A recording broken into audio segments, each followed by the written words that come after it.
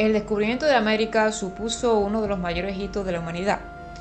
Se trató de una expedición dirigida por el almirante Cristóbal Colón, con el beneplácito de los reyes católicos y en especial de la reina Isabel, en busca de una ruta occidental hacia las Indias, donde se encontraban las ansiadas especias, cruzando el desconocido Gran Océano Atlántico. En lugar de eso, terminaron por descubrir parte de lo que configuraba un enorme continente, pero eso no se descubriría hasta años más tarde. 2 millones de maravedís, 87 hombres, 2 carabelas y una nao fueron necesarios para llevar a cabo el ambicioso y aventurado proyecto de Cristóbal Colón. ¿Cómo lo consiguió? En el siglo XV se conocía con bastante exactitud lo que medía la circunferencia de la Tierra, gracias a los estudios del astrónomo griego Eratóstenes.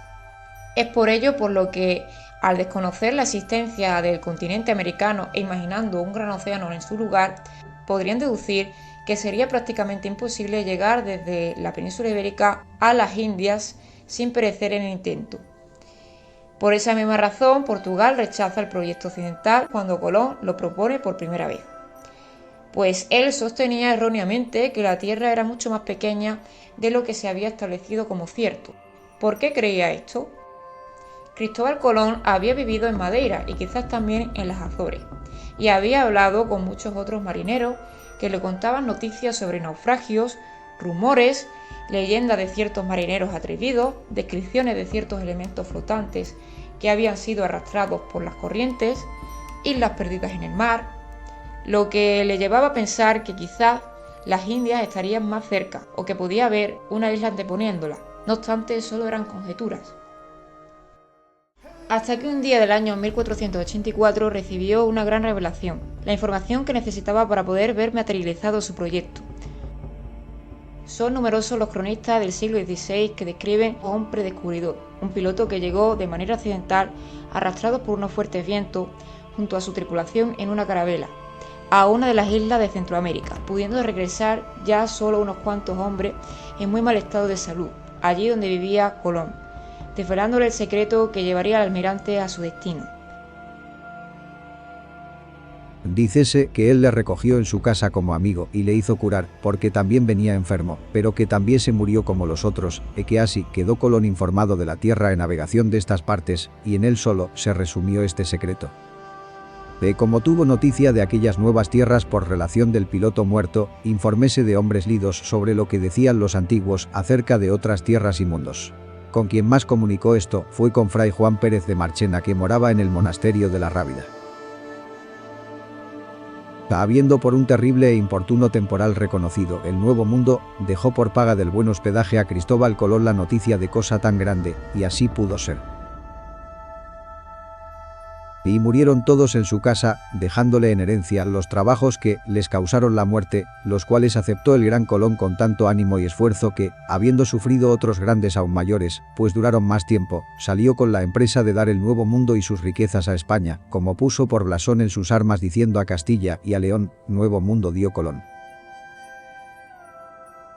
La mayor parte de estos cronistas desconocían si este piloto era andaluz, portugués o vizcaíno, ni exactamente dónde regresó, si a Madeira, a Cabo Verde o a las Azores, si trataba entre Canarias y Madeira o si contrataba entre Francia e Inglaterra, excepto uno en particular, el Inca Garcilaso de la Vega, quien aporta datos detallados sobre el origen de este personaje y su viaje.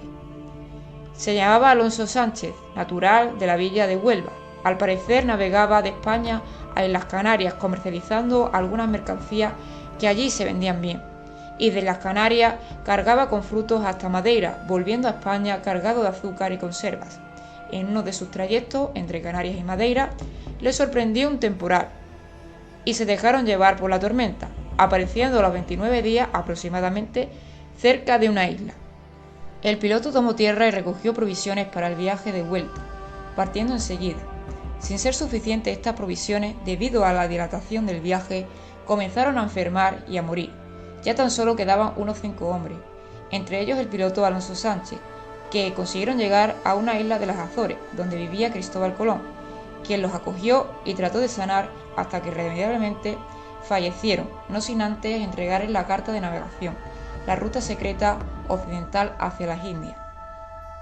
A finales de 1484 o a principios de 1485, Cristóbal Colón partió de inmediato a Castilla, concretamente al monasterio de la Rábida, buscando la hospitalidad y el apoyo de los frailes. Como continúa la historia, es algo que ya sabemos. Podríamos creernos o no esta leyenda, pero la verdad es que la historia de Alonso Sánchez explicaría las principales incógnitas de tan aventurada y milagrosa expedición.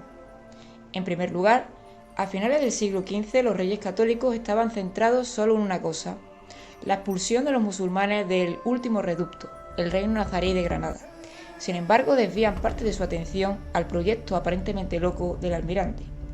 Fray Juan Pérez, exconfesor de Isabel la Católica y fraile del monasterio de la Rábida, fue el que introduce a Colón ante los reyes, consiguiendo su beneplácito y financiación, obviamente revelando datos del secreto de esta ruta a la corte para poder demostrar la viabilidad de la empresa. En segundo lugar estaría la elección del punto de partida. La expedición pudo haber salido de cualquier otro puerto de lo que es hoy la parte occidental de Andalucía, pero se eligió el puerto de Palos, la villa que se situaba justo al lado de Huelva, de donde partiría Alonso Sánchez para seguir exactamente la misma ruta que él. Por otra parte, los marineros que buscó fueron en su mayor parte onubenses, expertos en la navegación atlántica, como los que acompañaban al predescubridor. Sea como fuera, y a pesar de que muchas otras personas pudieran haber llegado antes a América, como los vikingos por ejemplo, no fue, sino gracias al empeño de este almirante, el que hizo posible la documentación del descubrimiento del Nuevo Mundo, cambiando para siempre el curso de la historia global.